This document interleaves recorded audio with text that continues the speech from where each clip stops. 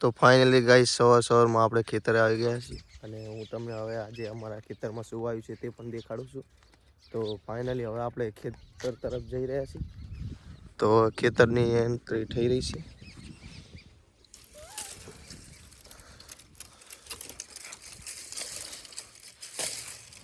તો ફાઇનલી અમે તમારે શું કહેવાય અમે આને શેડું કહેવાય છીએ તો ખોલી નાખ્યું, જેમ કે ગેટ પણ કહી શકાય છે. તો ખેતરની અંદર પહોંચી ગયા છીએ. તો ફાઇનલી ગાઈસ અંદર પહોંચતા જ કંઈક જો પહેલાં ઘઉં છે અમારા, કેવો મસ્ત લાગે છે. અને હવે અંદર તરફ બીજું પણ વાવ્યું છે જીરું, તે પણ તમને દેખાડી દઉં. તો વિડીયોને લાસ્ટ સુધી જોજો. અમે કેવું જીરું વાવ્યું છે તે પણ તમને દેખાડી દઉં અને ઘઉં પણ તમને દેખાડી દઉં. અને સવારમાં કંઈક સુરત દાદા આવા લાગે છે, જોઈ શકો છો. અને હાઈવેનો રસ્તો છે એટલે સાધન ચાલુ રહેશે.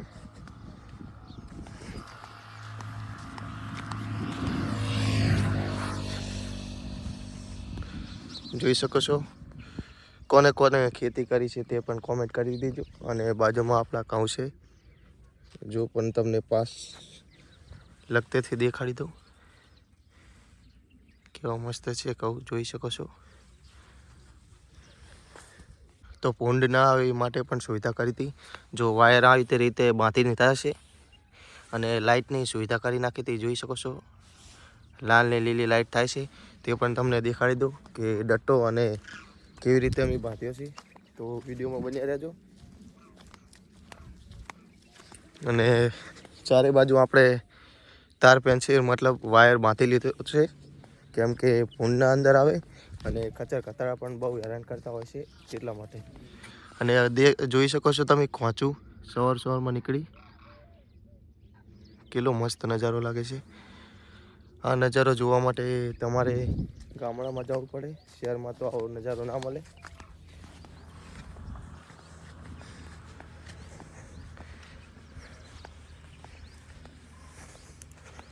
જો વાયરિંગ આપણે લાઇટ જે થતી હતી ને તે લાઇટ સાથે ગોઠવી હતી તેટલા માટે.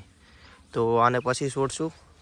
પહેલાં તમને એક બીજો પણ ડટ્ટો દેખાડી દઉં, જેમ કે વધારે પાવર આવે એટલા માટે આપણે બીજો ડટ્ટો બાંધ્યો છે. તો વિડીયોમાં બન્યા રહેજો. જો બીજી પણ કોચું નીકળી, તમે કોમેન્ટ કરી દેજો તમે આને શું કહો છો.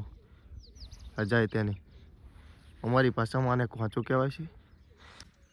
અને બીજી વાત એ કે બધા કહેતા હોય છે ઘણા ખરા કે તમે પાણી ક્યાંથી લો છો ખેતરમાં પીરવવા માટે, તો તે પણ તમને દેખાડી દઉં.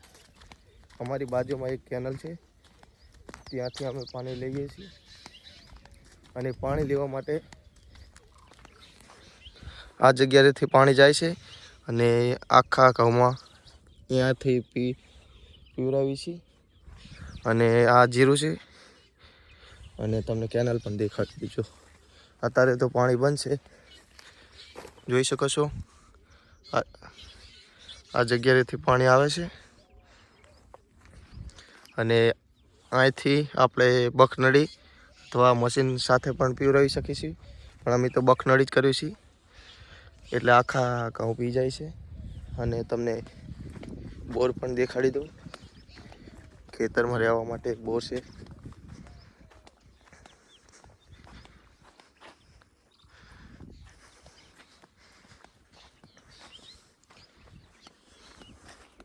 તો ફાઇનલી સામે રહ્યો તે બોર છે અને આપણે પહોંચી ગયા હતી બોર પાસે.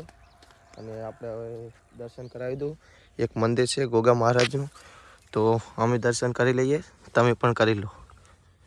જય ગોગા મહારાજ. અને હવે આપણે જઈ રહ્યા છીએ આપણા બોર તરફ. તો કન્ટિન્યુ વિડીયો જોતા રહેજો તો તમને મજા આવશે. અને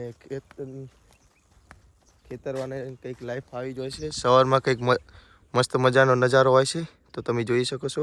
સુરત દાદા પણ આવી ગયા છે. અને અમારા ત્યાં આજુબાજુ પણ ઘણા ખરા જીરા જોયા છે, તો તમે જોઈ શકો છો.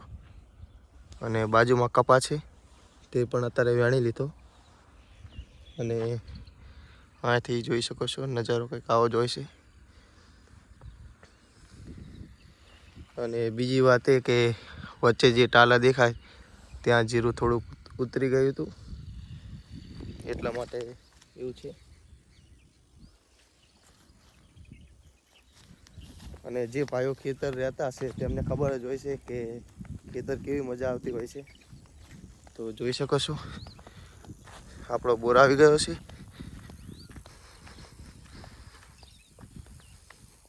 આ બોર છે અને આમાં લાઈટ આપણે આ પ્રકારની ડીપી હોય છે, ત્યાંથી અંદર વાયર જાય છે અને લાઇટિંગનું ગોઠવેલું હોય છે.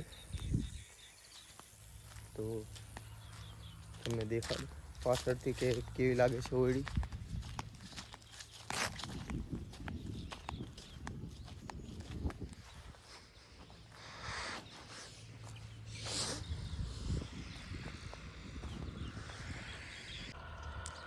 તો તમે જોઈ શકો છો અમારું જીરું આવશે અને તમને તેના બીજ પણ દેખાડી દો કેવો મસ્ત છે. આમાં 3 દાણ દવા છાંટી અને 5 પાણી આપ્યા છે, ત્યારે જઈને જીરું આવું દેખાય છે.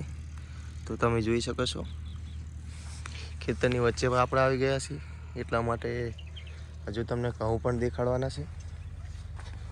અને હવે આપણે ફક્ત 20 કે 30 દિવસમાં આપણે જીરું વાટવાનું રહેશે. પછી માર્કેટમાં જશે ઊંઝા, ત્યાં મંડી હોય છે, ત્યાં પછી આપણે જીરાના ભાવ ત્યાં થાય છે. આમ તો આપણે ખેતરે નથી આવતા, આપણો ભાઈ જ આવે છે મોટો, પણ આજે આપણે કંઈ કામ નહોતું એટલે મેં કીધું લાવો હું જતો હોઉં. અને સવારમાં કંઈક નજારો જ મસ્ત હોય છે, એટલા માટે જ હું આવી ગયો. અને હવે આપણે એક ડટ્ટો છોડવાનો છે બીજો, હું તમને દેખાડી દઉં, કેમ કે આ લાઇટો થાય છે એટલા માટે તે બાંધ્યો છે. તો વિડીયોમાં બન્યા રહેજો. તો કંઈક આ પ્રકારની પ્રક્રિયા મારા ભાઈએ કરી છે, જોઈ શકો છો. તે માટે લાઇટ થાય છે.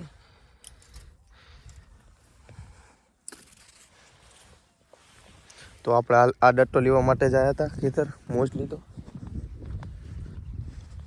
અને તમને ઘઉં પણ દેખાડી દઉં. થોડાક ઘઉં લીલા છે અને થોડાક ઘઉં પાકી ગયા છે. તો હવે ઘઉં પણ પાકી ગયા છે, તો તે પણ વાટવાના જ છે. અને અમુક જગ્યાએ જીરું બળી ગયું છે, કેમ કે દવા વધારે છાંટી છે તે માટે બળી ગયું હશે. અને જીવાત પણ હોય છે, તમે જોઈ લો. તમને લગતે જઈને દેખાડી દો. વધારે પડતા છોડ બળી ગયા છે, કેમ કે આપણા તો ફાઇનલી આપણે ડટ્ટો લઈ લીધો છે અને હવે આપણે ઘરે જવાનું છે. અને આપણે એક અગરબત્તી છે તે પણ લેવાની છે, તે પણ લઈને પછી ઘરે જવાનું છે. તો બસ આપણો વિડીયો આજનો આ જ હતો. ખેતર આવ્યા અને ખેતર તમને દેખાડ્યું કે કેવું હતું અને કેવા ઘઉં થયા છે તે પણ તમને દેખાડ્યા. તો જે ભાઈઓ નવા હોય તે લાઈક, સબસ્ક્રાઈબ અને કોમેન્ટ કરતા જાજો. અને આપણો ફર્સ્ટ વિડીયો છે તો સબસ્ક્રાઈબ કરવાનું ના ભૂલતા. તો મળશું નવા વિડીયોની સાથે.